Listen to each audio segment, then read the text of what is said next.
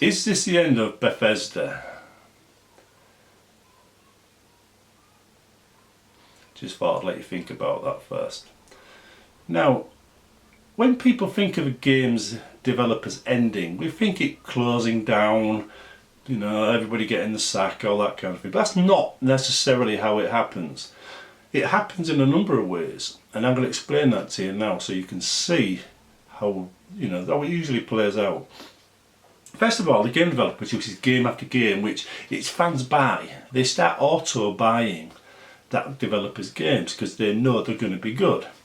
That's been happening with Bethesda until recently.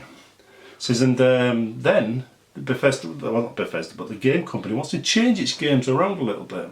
They want to make them games original so people can't accuse them of just reselling the same game, because that too can cause the death of a developer. And eventually they start changing in ways which aren't what the fandom expect.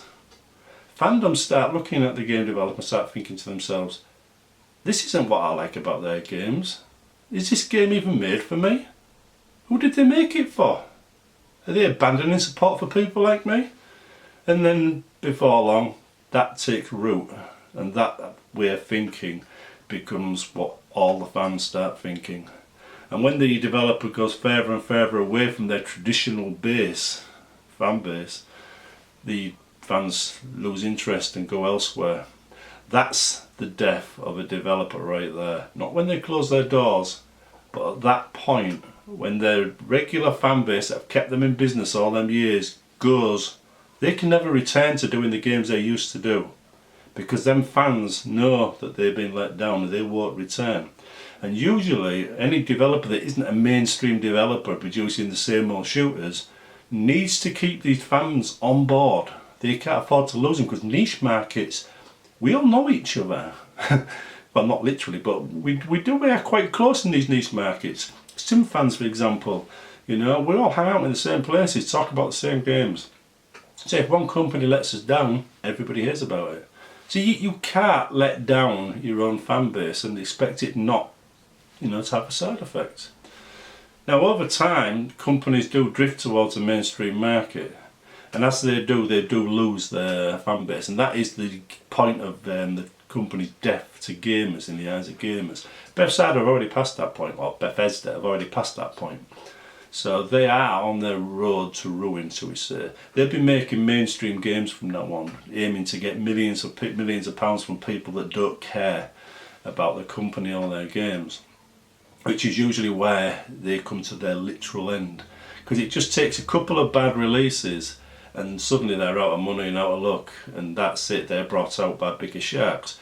In this case it's Zen Media, or somehow they already own Bethesda. So in this particular case they'll just be used as a product, you know, a name to sell other people's products with. Already happening, you've seen it.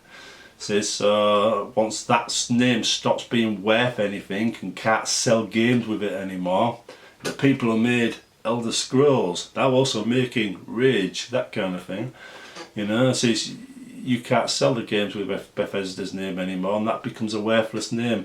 At that point the development studio we used to know as Bethesda disappears, and they go and buy another company out, another developer that's got a good name, and they start milking that name for all they can as well.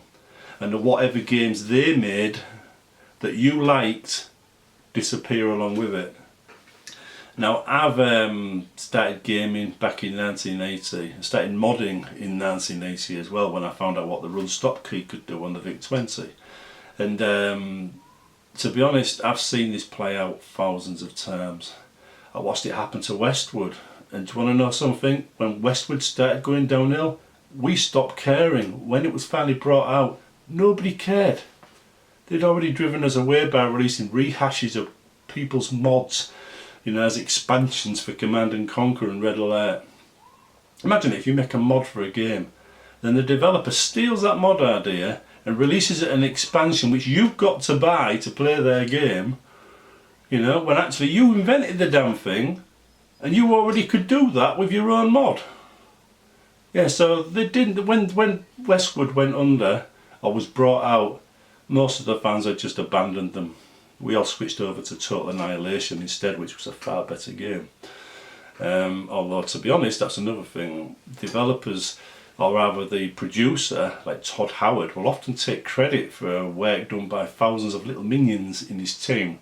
And when they say, right, this person made this game, is now making a new game, everybody expects that new game to be just as good.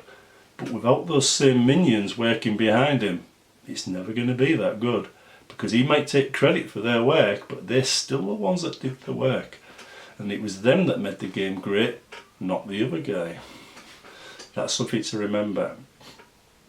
Anyway, as far as games go, developers, they come and go on a regular basis. It's not unusual to see developers, losing touch with their customers and making games that their customers don't like. It happens all the time. And the best thing you can do is move on. Find new games.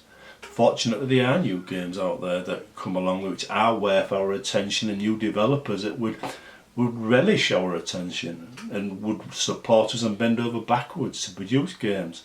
But the games you used to love, the details you used to love, like Oblivion and these sort of things, they're gone forever. As Fallout people know.